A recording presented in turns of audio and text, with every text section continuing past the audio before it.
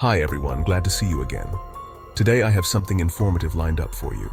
If you found this video helpful, don't forget to like, share, and subscribe. Stay safe online, cyber network. The following essay is for educational purposes only. Yes, only.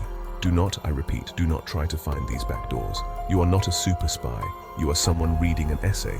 This is not a how-to guide. Messing with this stuff can turn your phone into a brick, a very expensive, very useless brick. Or it could attract attention from people you really don't want attention from. People who don't find your curiosity charming. Consider this your very stern, slightly panicked warning. Now let's dive into the digital rabbit hole, shall we? Android phones. They are absolutely everywhere, aren't they? Look around, chances are you have one, or the person next to you does. It's the most popular mobile operating system globally. Billions of devices run on Android. That's a staggering number of tiny computers in pockets. It's like a digital ant colony, but with more cat videos. And like any massive, sprawling empire, it has its secrets. Dark, digital, slightly unnerving secrets. The sheer scale of Android is mind-boggling. It powers smartphones, tablets, TVs, even some cars. This widespread use is partly due to its open-source nature. That sounds good, right? Open means transparent, community-driven, like a friendly neighborhood potluck. Except sometimes someone brings a dish that gives everyone food poisoning. That's the potential downside of open. It's a big, complicated code base. This openness, while fostering innovation, also creates complexity. And where there's complexity, there's room for, let's call them features. Features that might not always have your best interests at heart.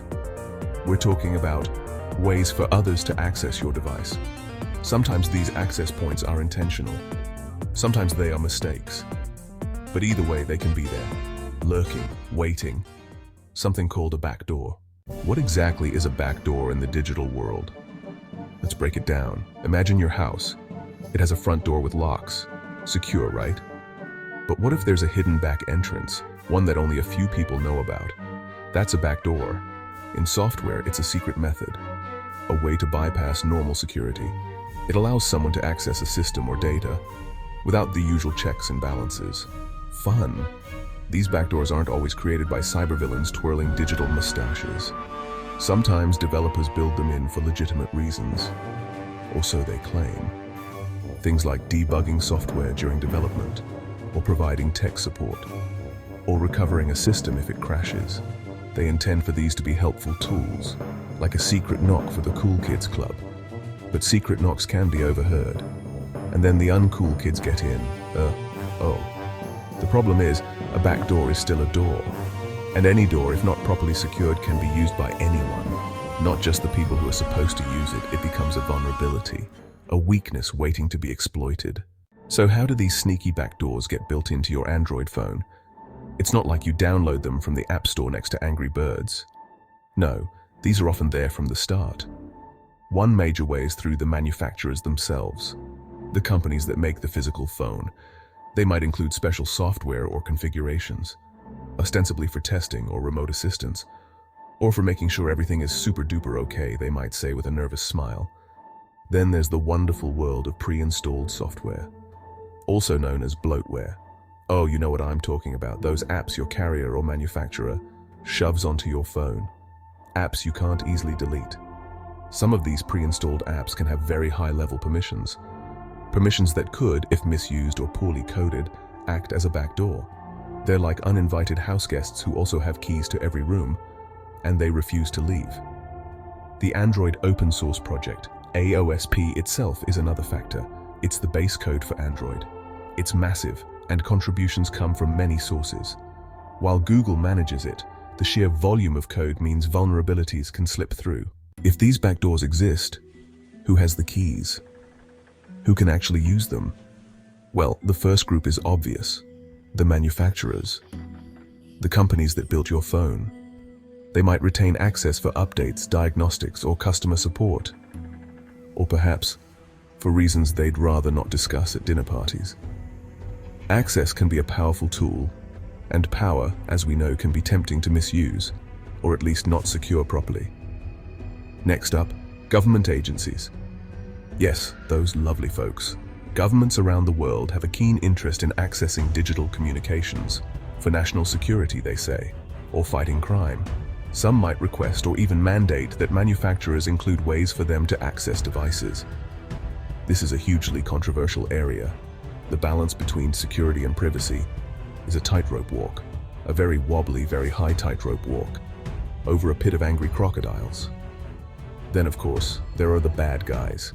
Hackers, cybercriminals. This isn't just theoretical fear-mongering. Oh no, there have been real-world instances of these built-in backdoors causing big trouble. Remember AddUps? No? Well, AddUps is a Chinese company. Their firmware was found on millions of Android phones. And what was this firmware doing? Oh, just quietly sending users text messages, call logs, and location data, sending it all to servers in China, every 72 hours. How thoughtful. Then there was the Carrier IQ scandal. This was software found on many smartphones. It was logging an incredible amount of user activity, keystrokes, text messages, web searches, even encrypted data in some cases. The companies involved said it was for improving service quality. Of course it was. Just like I eat cake for improving my understanding of flour-based confections. It was a massive privacy breach, and it was built right in. While specific government exploitation of built-in backdoors is often classified, it's a known concern. Documents from whistleblowers have shown intelligence agencies actively seek ways to compromise smartphones. They develop tools to exploit vulnerabilities, or they pressure companies to provide access. Now, you might be thinking, John, this is all terrifying. Is there any good reason for these backdoors to exist? And the answer is complicated. And mostly no, but let's try.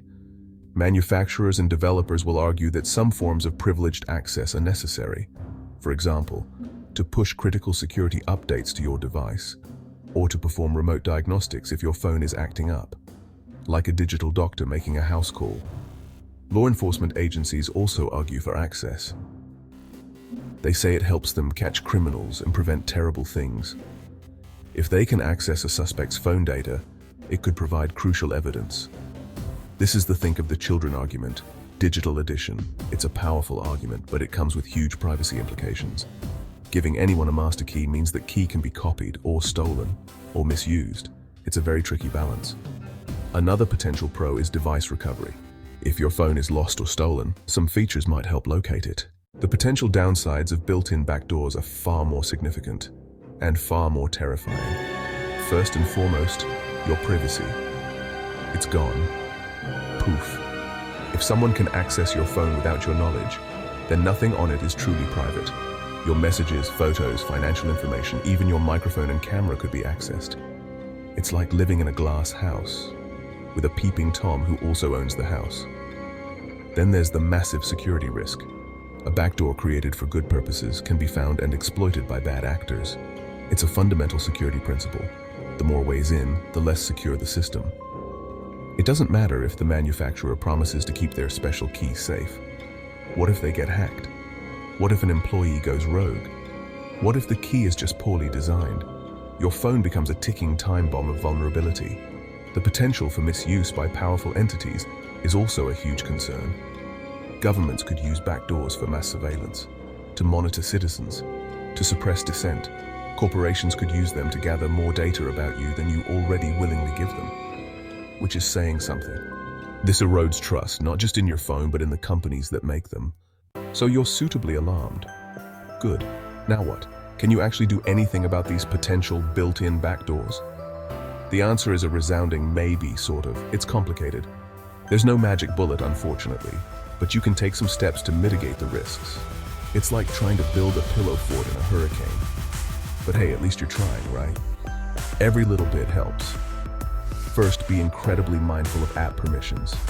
Even for pre-installed apps, if you can manage their permissions, do it. Does that weather app really need access to your microphone and contacts?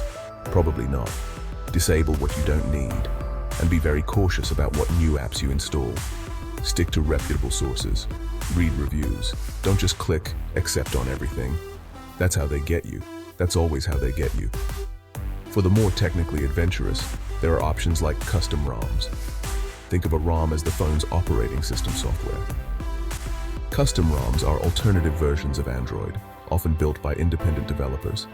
They can offer more control, fewer pre-installed apps, and a focus on privacy. But And this is a big but. Installing them can be risky. It can void your warranty. So, there you have it. Android backdoors, they are real. They can be built in. And they are, frankly, a bit of a nightmare. It's a complex issue tangled up with manufacturing, software development, national security, and good old-fashioned corporate data hunger. It's like a digital turducken of privacy concerns, each layer more unsettling than the last. But hopefully you now feel a little more informed and a little more appropriately paranoid. The most important takeaway from all of this is awareness. Knowing that these vulnerabilities can exist is the first step. It allows you to make more informed choices about the devices you buy, about the apps you use, about the permissions you grant. It empowers you to ask questions, to demand better security and transparency from manufacturers and software developers. Because let's be honest, they won't just do it out of the goodness of their hearts. Not when there's data to be mined. This isn't just about protecting your cat photos, though those are important too. This is about protecting your digital life. Thanks for watching and learning with me. Drop a comment below if you have any questions or suggestions for future videos. I value your feedback. Cyber Network.